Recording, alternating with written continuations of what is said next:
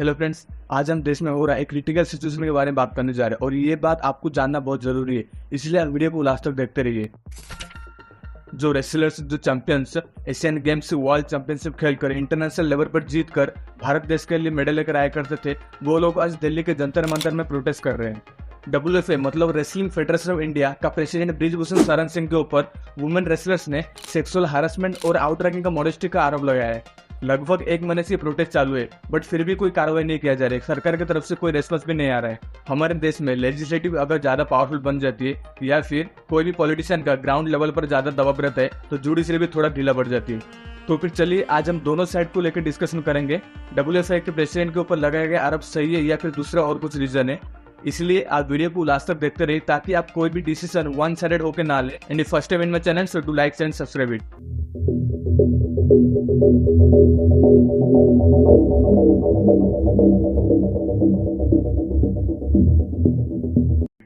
Vinesh Phogat Commonwealth and Asian Games का gold medalist, Sakshi Malik 2016 gold medal, Bajrang Punia Tokyo Olympics bronze medal. इनके साथ साथ और भी फीमेल जूनियर रेसलर्स जो कि आज अपने जस्टिस के लिए प्रोटेस्ट कर रहे हैं।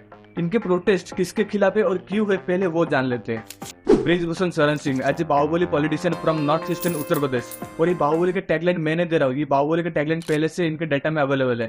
पहले हम इनके थोड़ा सा पास देख लेते हैं, मतलब इनके पॉलिटिकल करियर के बारे में थोड़ा सा जान लेते हैं। इनको बाहुबली के टैगलाइन क्यों दिया गया है, तो फिर चलिए शुरू से शुरू करते हैं। भाई साहब हमारे 6 बार मेंबर ऑफ पार्लियामेंट रह चुके, 5 बार बीजेपी से और 1 बार समाजवादी पार्टी से। पहली बार 1991 में he was elected from Gonda constituency in Uttar Pradesh as a BJP candidate, और 1999 में फिर से री इलेक्टेड होते हैं 13th Lok Sabha from same constituency. उसके बाद 2004 में 13 लोकसभा में बलरामपुर कॉन्स्टिट्यूएंसी से फिर से जीत जाते हैं, और 2008 में लोकसभा वोट में क्रॉस वोटिंग करने की वजह से जब बीजेपी ने इनको निकाल दिया, तब 20 जुलाई 2008 को ये समाजवादी पार्टी ज्वाइन कर लेते हैं, और 2009 में केसरगंज कॉन्स्टिट्यूएंसी से 15th लोकसभा इलेक्शन जीत जाते हैं। उसके कुछ महीने बाद फिर से भारतीय जनता पार्टी ज्वाइन कर लिया, और अभी फिलहाल 7th लोकसभा मेंबर है बीजेपी की तरफ से। इसके साथ साथ 2012 में WFA के प्रेसिडेंट भी बन गए। भाई साहब के लॉन्ग पॉलिटिकल कैरियर के साथ साथ बहुत सारे लीगल इश्यूज भी है, जैसे कि 1992 का बाबरी मस्जिद डिमोलिशन केस में ये प्राइम सस्पेक्ट भी थे। इसके अलावा दाऊद इब्राहिम को मदद करने के जुर्म में इनके ऊपर terrorist and disruptive activities prevention act लगा दिया गया था।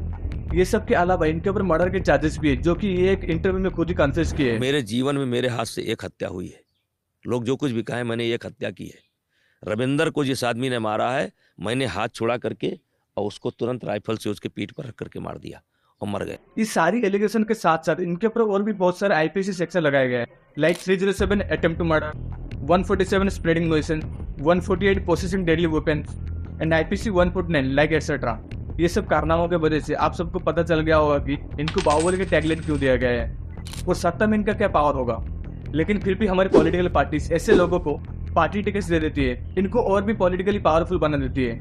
WFA का प्रेसिडेंट बना दिया जाता है, इनके बेटे को WFA का वाइस प्रेसिडेंट बना दिया जाता है, और इन लोगों का पूरा असर आम आदमी के ऊपर पड़ता है। जब पॉलिटिकल पार्टीज ऐसे लोगों को पावर दे देती है, पदवी दे देती है, तो क्राइम का रेट और भी बढ़ने का संभावना रहता है। तो ये था ब्रिजभूषण शरण सिंह का एक सिंपल पॉलिटिकल लाइफस्टाइल। आप सबको पता चल गया होगा कि कितना सिंपल था ये। Then come back to the protest.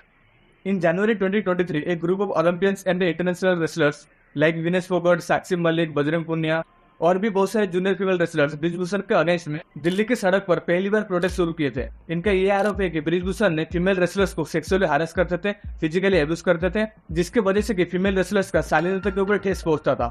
ये आरोप को लेकर ये लोग प्रोटेस्ट जारी करते हैं, लेकिन इनको बोला जाता है कि प्रोटेस्ट की कोई जरूरत नहीं है, और इनको बोला जाता है कि हम एक जांच कमेटी बिठाते हैं जिसमें कि आपका जो भी एलिगेशंस है वो सबका जांच होगा और as soon as possible action भी लिया जाएगा। ये बोलकर प्रोटेस्ट को रोक दिया जाता है और एक जांच कमेटी बिठाई जाती है जिसमें कि sports minister Anurag Thakur, Indian Olympic federation के चेयरमैन PT उषा और चीफ मेरी कॉम के साथ साथ और भी कुछ मेंबर्स होते हैं। और इस कमेटी में जो भी रेसलर्स का प्रॉब्लम है, जो भी ब्रिजभूषण के अगेंस्ट में जो भी एलिगेशंस है, ये सारी बातें सुनी जाती है और प्रोटेस्ट को उसी टाइम रद्द कर दिया जाता है। और ये सारी बात को 3 महीने बीत जाती है, न कमेटी की तरफ से कुछ रिस्पॉन्स आता है, न ये सब एलिगेशंस के ऊपर प्रॉपर जांच किया जाता है। इसलिए फिर से 3 महीने बाद ये सारे रेसलर्स फिर से प्रोटेस्ट करने के लिए दिल्ली की सड़क पर उतर जाते हैं। 3 महीने वेट करने के बाद भी सुनवाई नहीं हुई, इसीलिए हमें ये मजबूरन करना पड़ रहा है। और इसके 2 दिन पहले मतलब 21 अप्रैल को 7 फीमेल रेसलर्स ब्रिजभूषण शरण सिंह के खिलाफ FIR दर्ज करने के लिए दिल्ली पुलिस के पास जाते हैं, बट दिल्ली पुलिस इनका FIR लिखने के लिए भी इनकार कर देता है। इसलिए ये सब अपने अर्जी लेकर सुप्रीम कोर्ट के पास चले जाते हैं। After intervention of supreme court 7 दिन के बाद 28 अप्रैल 2023 को दिल्ली पुलिस ब्रिजभूषण के खिलाफ एफआईआर रजिस्टर करता है। मतलब देखिए, एक एफआईआर लिखवाने के लिए सुप्रीम कोर्ट का मदद लेना पड़ रहा है। ब्रिजभूषण के खिलाफ दिल्ली पुलिस द्वारा 2 एफआईआर जारी किया गया था। फर्स्ट इज पोक्सो एक्ट, मतलब protection of children from sexual offence act 2012। और ये पोक्सो एक्ट क्या होता है मैं आपको थोड़ा सा ब्रीफली समझा देता हूँ। ये जो 7 रेसलर्स कंप्लेंट किए थे, इनमें से एक माइनर भी थी, मतलब नाबालिग भी थी। और ये पोक्सो एक्ट के अनुसार अगर कोई भी माइनर के साथ सेक्सुअल हैरेसमेंट होता है तो ये पोक्सो एक्ट एप्लीकेबल हो जाता है, जो कि 2012 निर्भया केस के बाद लागू किया गया था। और इस एक्ट के अनुसार आरोपी को as soon as possible arrest कर लेना चाहिए। एंड सेकंड एफआईआर बाकी जो एडल्ट वुमेन रेसलर्स थे उनके हैरेसमेंट और आउटरैंकिंग मॉडेस्टी के लिए लगाया गया था।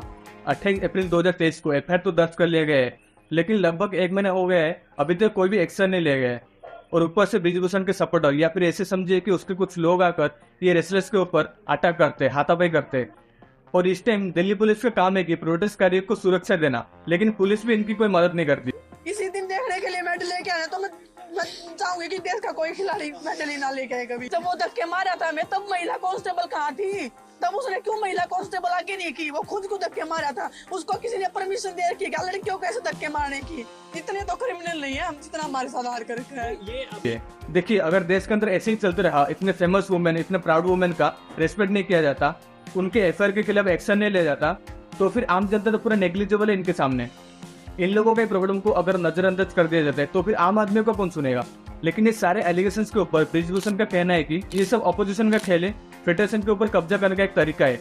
और ब्रिजभूषण जी ये भी बोलते हैं कि ये हरियाणा राजनीति का एक कॉन्स्पिरेंसी है। इसमें हरियाणा की राजनीति कहाँ से आई ये आगे जाकर बात करते हैं। क्या हुआ कि नवंबर 2021 में WFA द्वारा रेसलिंग के लिए एक नया रूल पास किया गया। ये रूल में ऐसा था कि मतलब कोई भी डायरेक्ट ओलंपिक नहीं खेल सकता, उससे पहले उसको नेशनल खेलना पड़ेगा। और इसके साथ साथ हर एक स्टेट का कोटा फिक्स कर दिया गया है, मतलब हर एक स्टेट से प्लेयर आएंगे, खाली हरियाणा से नहीं। और जितने भी रेसलर्स है ये सारे पहले हरियाणा से ही जाते थे, लेकिन उस टाइम पे हरियाणा रेसलिंग फेडरेशन का प्रेसिडेंट थे दीपेंद्र हुडा, जो कि ये रूल के खिलाफ थे। और दीपेंद्र हुडा का ये कहना था कि अगर हरियाणा से सारे रेसलर्स निकलते और देश के लिए मेडल भी लेकर आते हैं तो हर एक स्टेट में कोटा फिक्स करने की जरूरत नहीं है। और इसीलिए जून 2022 को दीपेंद्र हुडा को हरियाणा रेसलिंग फेडरेशन से हटा दिया जाता है। और दीपेंद्र हुडा कांग्रेस पार्टी से है, इसलिए ब्रिजभूषण सिंह बोलते हैं कि ये प्रोटेस्ट के पीछे हरियाणा की पॉलिटिकल कॉन्स्पिरेंसी है। लेकिन आप एक बात बताइए, ये जो रेसलर्स प्रोटेस्ट कर रहे हैं ये हैरेसमेंट के खिलाफ कर रहे हैं, ना कि WFA के द्वारा जारी किया गया नया रूल का अवॉइड के लिए। ये सब तो ये नहीं बोल रहे ना जो नया रूल निकला है उसको हटा दिया जाए। इनका तो ये मांग है कि हैरेसमेंट के खिलाफ ब्रिजभूषण को अरेस्ट किया जाए। और ब्रिजभूषण का ये भी कहना है कि पहले ये सब लोग क्यों नहीं बोल रहे थे, अभी क्यों बोल रहे हैं, अभी प्रोटेस्ट क्यों कर रहे हैं? तो देखिए, हमारा सोसाइटी इतना कंजर्वेटिव है कि बहुत सारे लोग इसमें दब जाते हैं, खुलकर बोल नहीं पाते, अपने कैरियर को देखते, अपने परिवार को देखते। तो ये सारी चीजों की वजह से मोस्टली लोग डर कर बोल नहीं पाते। और अगर कोई भी चीज हद से ज्यादा हो जाता है तो उसके खिलाफ तो सड़क पे उतरना ही पड़ेगा। और अभी भी बहुत सारे रेसलर्स डर के मारे कंप्लेन भी नहीं कर रहे। और जो लोग कंप्लेन किए हैं उनमें से कुछ लोगों का नाम कॉन्फिडेंशियल है, क्योंकि इन लोगों को डराने की, मारने की धमकियां भी आ रही है। और बहुत सारे रेसलर्स का ये भी कहना है कि ब्रिजभूषण मोस्टली फीमेल रेसलर्स के रूम के सामने रूम लेते थे और उनसे मालिश करवाते थे और गलत तरीके से उन लोगों के बॉडी को टच करते थे, ये बोलकर कि मैं तुम्हारी ब्रीदिंग चेक कर रहा हूँ। और जब ये बात ब्रिजभूषण को एक कॉन्फ्रेंस में पूछा जाता है तो ये मुकर जाते हैं, इनके पास कोई जवाब नहीं होता। तो भाई साहब प्रेस कॉन्फ्रेंस छोड़ के चले जाते हैं। तुर्की 2015 में ब्रिजभूषण जी आपने क्या एक महिला खिलाड़ी की छाती के ऊपर हाथ मारा? कहिए कि वो झूठ बोल रही है। ये कहने से मैं कहां रोक रहा हूं आपको?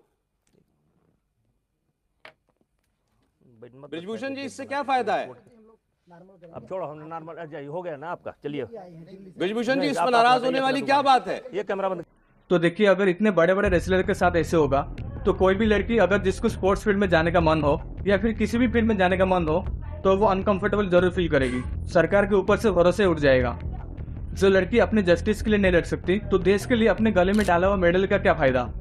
और इस साल सितंबर में एशियन गेम्स भी आ रहे। अगर इस तरह प्रोटेस्ट चलते रहा तो देश को नुकसान के अलावा और कुछ नहीं होगा। ये सारे पॉइंट्स के बाद आप सबका क्या कहना है? ब्रिजभूषण के खिलाफ अभी तक कोई एक्शन क्यों नहीं लिया जा रहा? सरकार क्यों नहीं कर पा रही है इसके ऊपर कोई भी कार्रवाई? अगर कोई भी क्रिमिनल साबित होता है तो उसके ऊपर कार्रवाई होनी चाहिए, उसको सजा होनी चाहिए, क्योंकि संविधान सबके लिए समान है। ये लोग प्रोटेस्ट कर रहे हैं, कैंडल मार्च निकाल रहे हैं, अपने जस्टिस के लिए सड़क पर उतर आए और पूरे देश भर के लोग इनको सपोर्ट में जुड़ रहे हैं, लेकिन फिर भी सरकार को कोई फर्क नहीं पड़ रहा है। बस अंत में इतना कहना है कि एज सुन एज पॉसिबल इसके ऊपर कार्रवाई होना चाहिए और जो भी इसमें दोषी साबित होता है उसको सजा मिलनी चाहिए। और आप सबका इसके ऊपर क्या राय है मुझे कमेंट सेक्शन में बताइए। और अगर वीडियो पसंद आए तो चैनल को सब्सक्राइब कर दीजिए। मिलते हैं नेक्स्ट वीडियो में।